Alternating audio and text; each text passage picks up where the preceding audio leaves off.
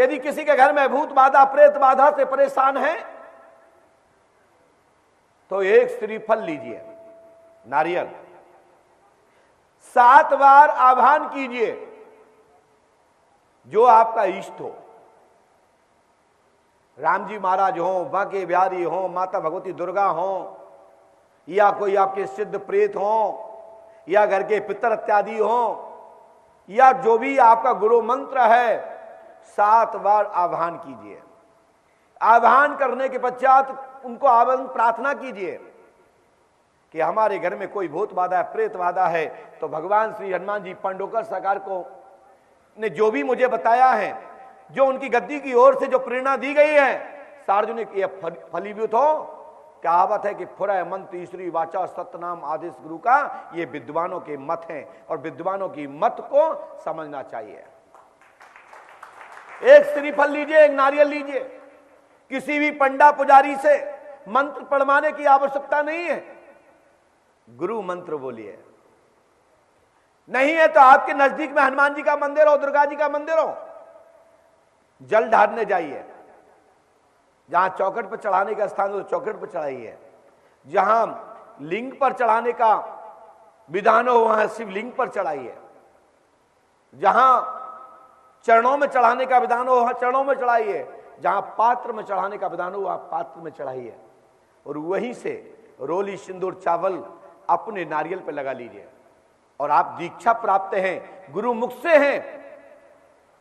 यदि गुरु मुख आपको प्राप्त है, कान में मंत्र प्राप्त है, तो जो आपके पास दीक्षा मंत्र है, जो कान में गुरुदेव ने मंत्र दिया है, कान फूका है, आपका कान पकड़ा है, उस मंत्र को आप कम से कम 5 बार, 7 बार, 11 बार, 21 बार, 108 बार, और जितना आपके पास टाइम हो उतना बार अपने गुरु मंत्र को बोलिए और कहिए, हे ठाकुर जी, हे हनुमान जी महाराज, भगवती दुर्गा, आपके होते हुए हम परेशान हैं, कष्ट में हैं। यदि पंडोकर सरकार गुरुदेव ने जो हम सबको उपचार और उपाय दिया है, तो फुरय मंत्री श्री वाचा सतनाम आदेश गुरु का, हम गुरु आज्ञा से मां भगवती आपकी शरणों में आए हैं, आपकी शरण में आ गए हैं, हमारा संकट हरो। और वही नारियल श्रीफल को घर में रख देना, आपके घर की भूत बाधा खत्म हो जाएगी।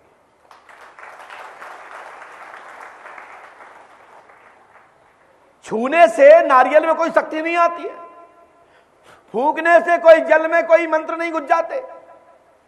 ये तो दिमाग में लोगों की गुस्सा है कि बाबा ने छू लिया है, बाबा ने फूंक दिया है तो इसमें शक्ति आ गई। ये गलत है, शक्ति ऐसे नहीं आती। उस शक्ति के लिए विधान करना होता है, उसके लिए जप करना होता है, उसके लिए मंत्रित करना होता है, उस तभी वो भभूति और श्रीफल मंत्रित होते हैं। सबको अलग अलग तरीके से दिया जाता है।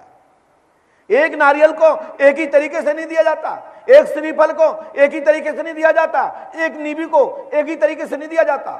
सब शक्तियों को अलग अलग तरीके से, अलग अलग लोगों के अलग अलग बीमारियों के हिसाब से, अलग अलग लोगों की भूत बाधा के हिसाब से, अलग अलग विषय के हिसाब से उसको भगवान से प्रार्थना कर उनसे विनती की जाती है, हे परमात्मा, ये आपके शरण में इस कारण से आया है, ये कार्य पूर्ण हो, उसका संकल्प मैं इसके हाथ में दे रहा हूं। जब इसका कार्य सफल हो जाएगा तो श्रीफल तुम्हारी चरणों में आकर के आपके हवन में डालेगा और तोड़ेगा और यहां पर कन्या भोज कराएगा, रामायण कराएगा, श्रीमद् भागवत महापुराण कराएगा, वेद मंत्रों की धुनी कराएगा।